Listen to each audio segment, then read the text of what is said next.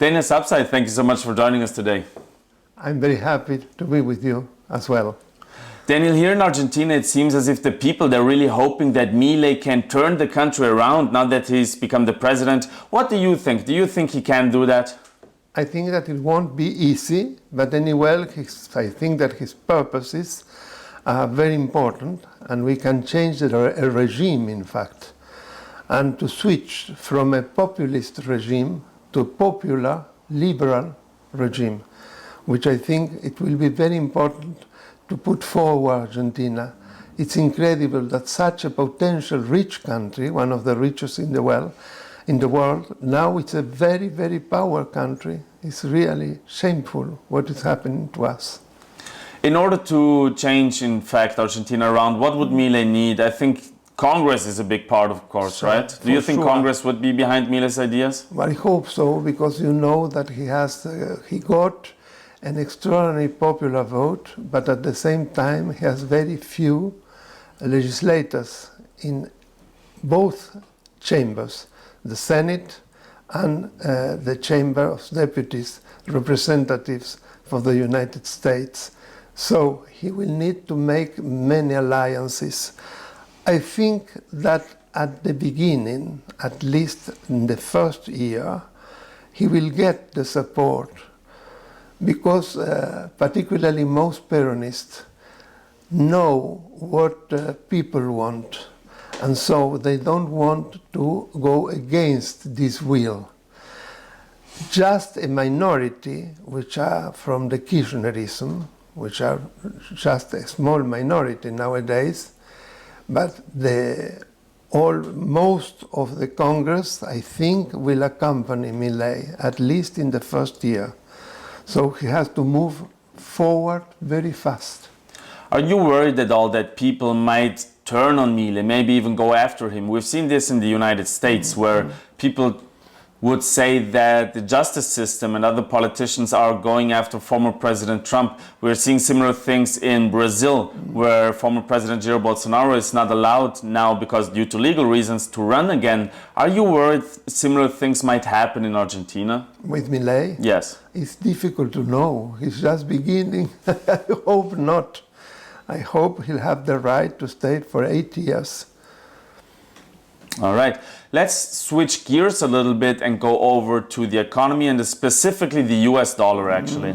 Because a lot of nations, for example, the BRICS nations, they actually want to turn away from the US dollar. Now, Milei seems to be doing the opposite. You know, he's very much in favor of the US dollar. How can his win and him being president affect the status of the US dollar as the world's reserve currency? From the moment he won, he completely changed the idea of what we call the dollarization of the Argentine currency, and to stop with the peso.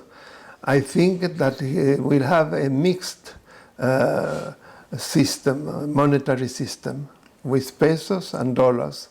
And that's why the person he put it in the most important posts, economical posts, are against dollarization.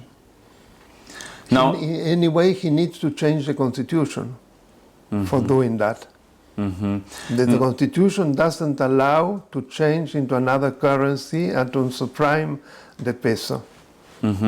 But in terms of the US dollar as the world reserve currency, do you think that it can help the US dollar, because at least it's not trying to completely move away from it as other countries are doing, right? No, we are not going to move away, because in fact, most Argentines try to save their money putting it in dollars.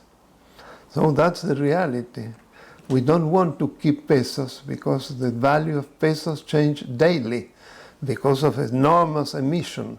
But it's going to, that's what he said, to stop the emission, the uncontrolled emission of pesos.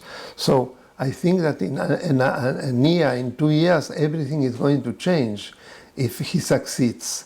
That's what I hope. Now, I don't know whether it is clear what I say. Is it clear? It's clear, okay, yes. Thank you. Staying with BRICS, of course, Argentina was invited to join BRICS, which contains countries like Russia and China. Russia, of course, has a war going on in Ukraine, while China is very close to Hamas. They have very strong ties. Now, Mile is probably taking the exact other way, you know, being close to the United States, being close to Israel. So how can his win... to Ukraine. And to Ukraine, exactly, not joining the Russia and China side. So how can his win affect the geopolitical situation overall, and maybe specifically these conflicts you're seeing right now? Well, this is going to change completely. It's the first time, you know, that the Ukrainian president, Volodymyr Zelensky, now is in Argentina. It's the first time he comes to a Latin American country. And that is very important to him and to the United States, because most Latin American countries were for Putin, very close to Putin. So for him to come for the first time in Latin America, where he hasn't been supported, is very, very important, I think. For sure, it's very important. Mm-hmm. And now in terms of the United States, the two conflicts I just mentioned, the Russia-Ukraine war and the Israel-Hamas war, the United States is involved in both of those. Oh, sure. At the same time, when there are talks, speculations that Venezuela might invade Guyana, another ally of the United States. Just last week, we saw a former US diplomat being charged with allegedly spying for Cuba for 40 years. Rocha. So we're seeing that, exactly, we're seeing that the US is fighting multiple fronts at the same time.